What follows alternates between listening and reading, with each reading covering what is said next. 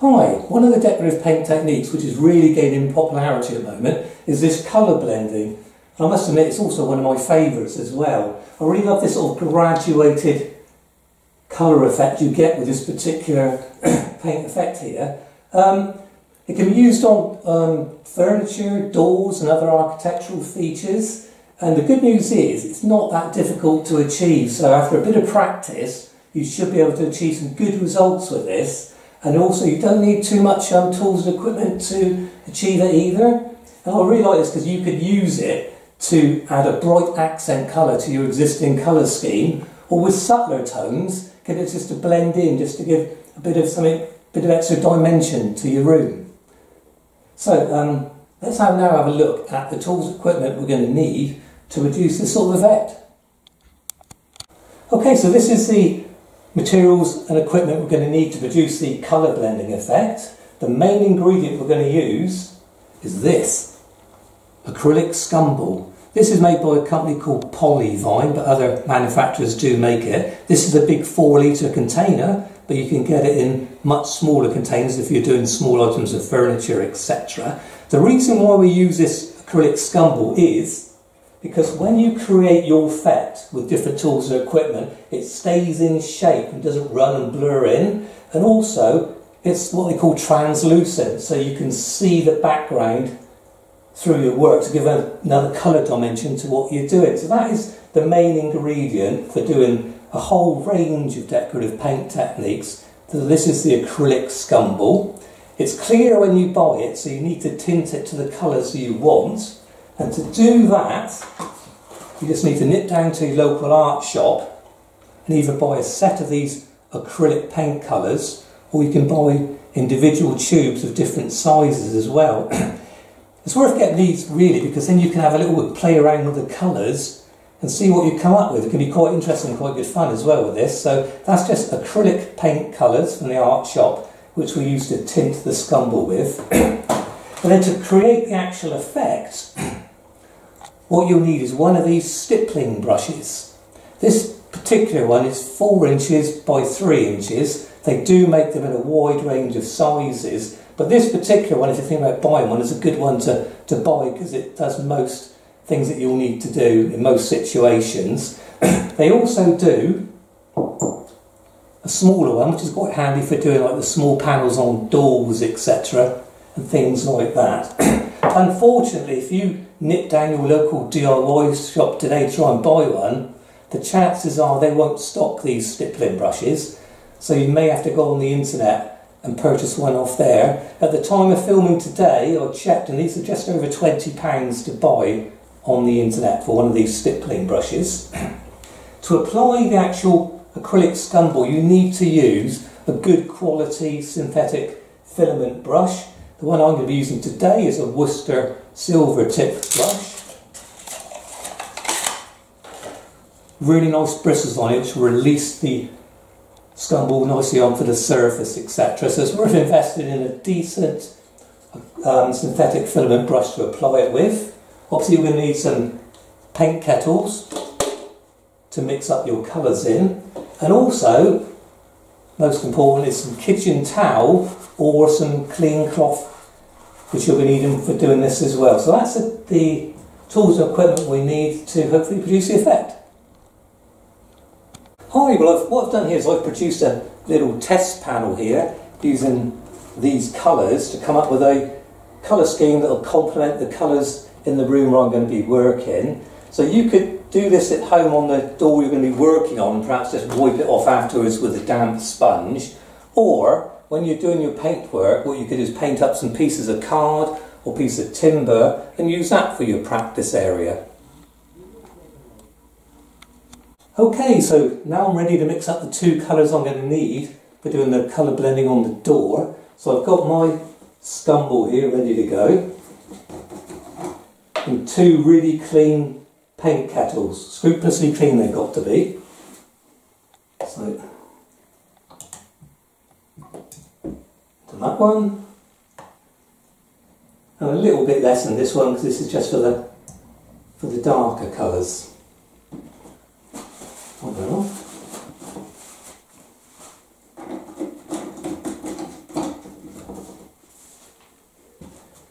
be using this yellow acrylic paint. So it goes like that.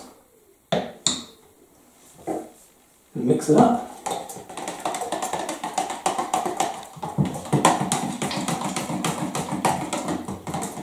That's looking good. Nice and yellow, the camera can pick that up. So that's the nice yellow, ready to go. Now for the darker colour, I'm going to start off with some of the light yellow first of all. Like that. Add a bit of this orangey brown colour.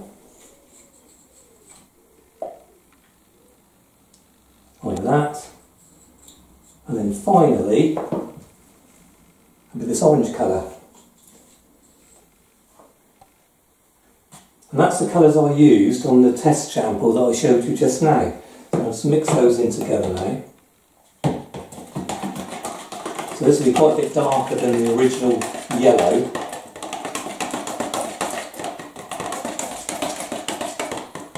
So the camera can pick that up. So we've got the lighter yellow and the orangey colour as well. So now I'm ready to crack on and do the colour blending effect. Okay, so this is the 6-panel door I'm going to be doing the effect on. It was previously painted with oil-based paint.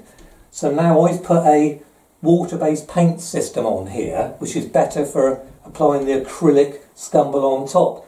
So if you've already got oil-based paint on your doors at home, you might want to look at my video on how to paint over oil-based paint with water-based paint. And that shows you how to do that. So I've got a satin finish water-based paint on here, which is looking quite nice. So the first thing I'm going to need to do is to tape up each of these individual panels ready to do the effect on, and to do that I'm going to be using this particular tape called frog tape. It's well known in the paint and decorating industry. The good thing about this particular type of tape is it gives a very neat edge where you've taped it up, and because it's that's called a low tack tape, there's less danger of it pulling your paint off when you release it. It is a nice bright green tape, probably where they got the name frog tape from. So I'd use that if I was you. I would advise against using standard masking tape because it's far too sticky and the edge it leaves you will not be particularly straight. So go down your DIY shop and get a decent quality masking tape like the frog tape to make sure you get nice well-defined edges where you've taped up. So I'm going to crack on, tape up all the panels, and I'll be back in a minute. Okay, so that's all the 6 panels all masked up now. And what I've done, if the camera can pick it up, I've masked it up so it's just back from that edge where you've got a natural straight line just at the edge of each panel down through there. So it gives a nice straight line when I take the tape off. And also what I've done, you can probably see, is I've done these black marks with a Sharpie pen a quarter of the way up each of the panels, because that's the mark at the height where I'll be adding the darker colour once I've done the lighter colour first. So they're a quarter of the way up the panel, those marks. So now I'm ready, I can start with the first light colour. So I've got the lighter yellow here in my synthetic brush. About that much on the brush at a time should do. Start applying it to the panel.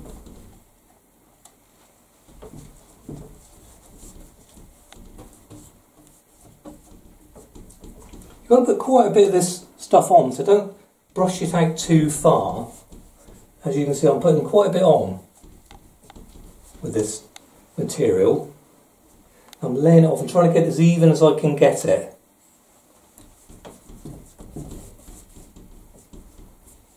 Like this.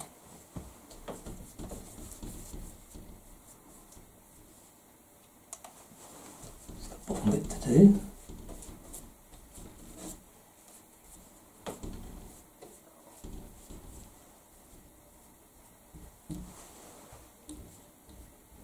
I'm just going to lay it off for the complete length of it, get it as even as I can now. And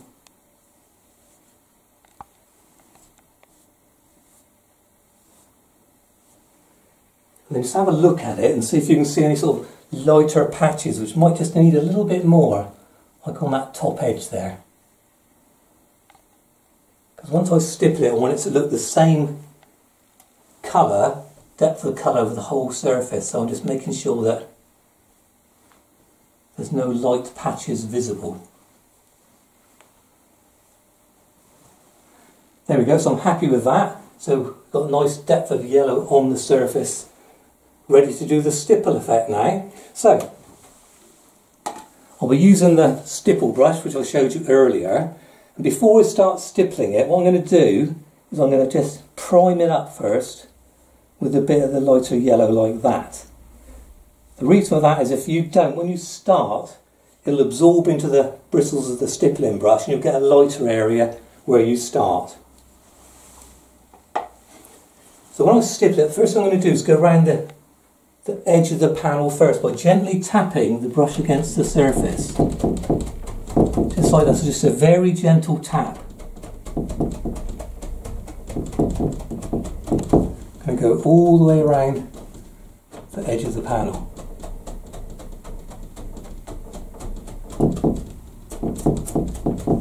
So that's all the edges done. Now to do the flat part of the panel. So I'm going to go very gently once again, and sort of left and right, as you can see, with just a very gentle tap, and make sure that the stipple brush is completely flat with the surface when you're doing this. So it's just a very gentle, not a heavy-handed, very gentle, like that. And that's what creates that nice stipple effect that you get, which is actually a finish in itself, the stipple effect. So that's the first panel done with the lighter yellow. So what I'm going to do now is I'm going to do the remaining panels so they all look the same as that. And when I've done that, I'll be back to do the next colour and the blending. Oh, just one important thing I didn't mention earlier. After you've done each panel with the stipple brush, get a bit of kitchen towel or some clean lint-free cloth and just wipe off the bristles before you do the next panel to stop it getting clogged up with the scumble. Okay, so that's all the lighter yellow stipple effect. Done all the 6 panels now, which means I can now start with the darker orange to do the blending effect. So I've done, don't forget, these marks to show me the height when I can add it to.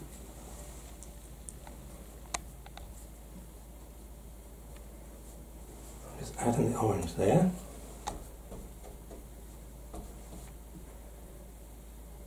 And once again, I want to get it as even as I can. The depth of colour over the whole surface. Like that.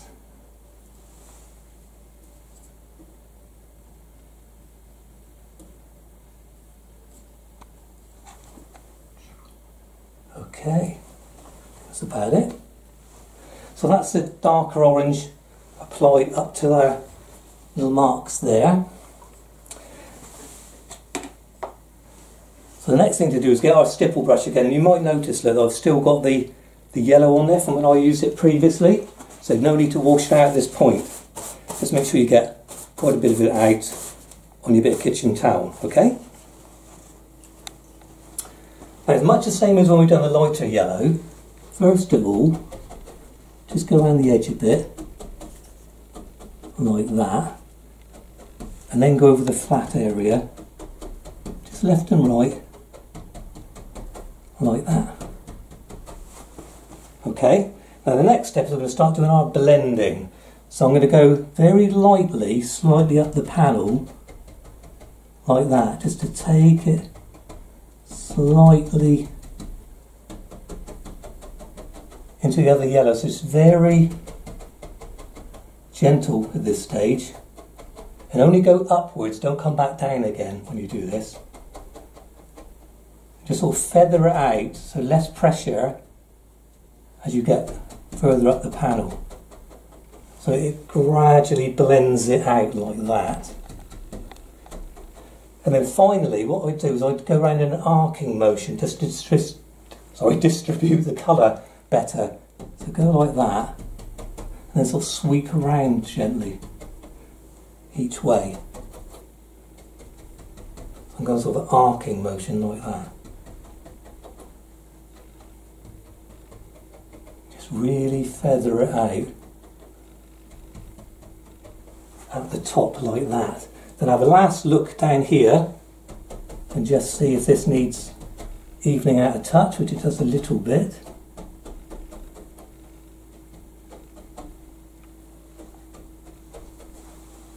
Like that. So I'm reasonably happy with that one now. Like that. That's quite good. So now I'm going to do exactly the same on this one to get it to look a mirror image of that one. So first of all, once again, wipe off my stipple brush and apply the darker colour.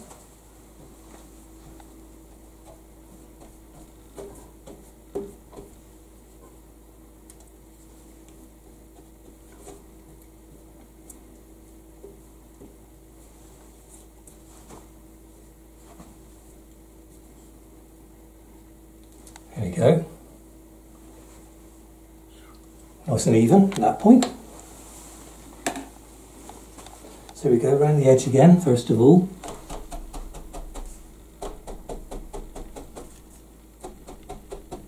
So I've been around the edge now, left and right.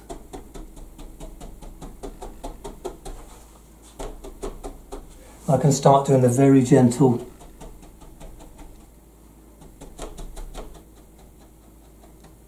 blending effect.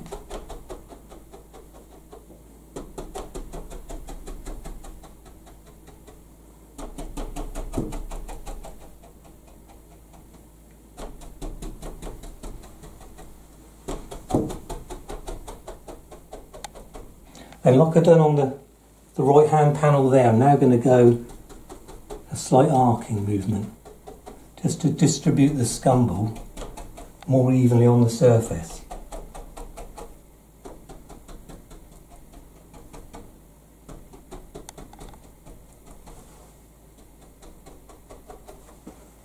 Now even this up down here, get it looking more even colour.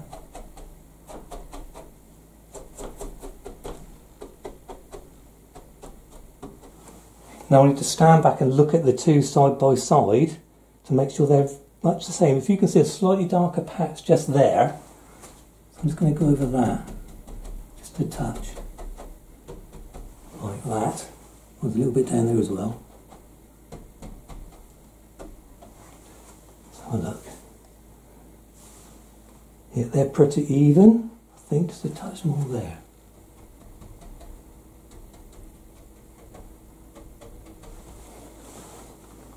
Yeah, they're fine. It's blending really nice. I love that sort of graduated look as you go up through. Make sure you do go slightly to the left and right with the arcing motion afterwards. There's only a very soft tap, and the most important thing to bear in mind is you never come back down again. You always just stipple upwards. So I'm going to do exactly the same on the other four panels. Then when that's done, I'll have a look at it, see what it looks like. Okay, so that's the colour blending finish on the door panels now. And I think you can see it ties in pretty well with this orange and yellow colour scheme in the room here. So I think it's quite nice, that. A couple of other things. When you've finished with your stipple brush, the main thing to do is to wash out in the sink, get all the scumble out of it with clean water, then shake it to get the water out, then use a hairdryer to dry the bristles off so they stay nice and soft and fluffy. So it's the most important you do that, if not they're dry or matted together. So clean water, shake, and then a hairdryer, then that'll keep that looking nice for next time. The other thing is you could just leave it like that, or you might want to protect it with a coat of varnish. For example, this one here, this is a water-based clear satin varnish, so you could give it a couple of coats to protect it if you want to. But bear in mind, to be on the safe side, I'd leave that colour blending 5 or 6 days to fully harden before you give it a coat of the water-based varnish. So I hope you found this video useful, and if you have, why not subscribe to my channel so you can stay up to date with all my latest videos.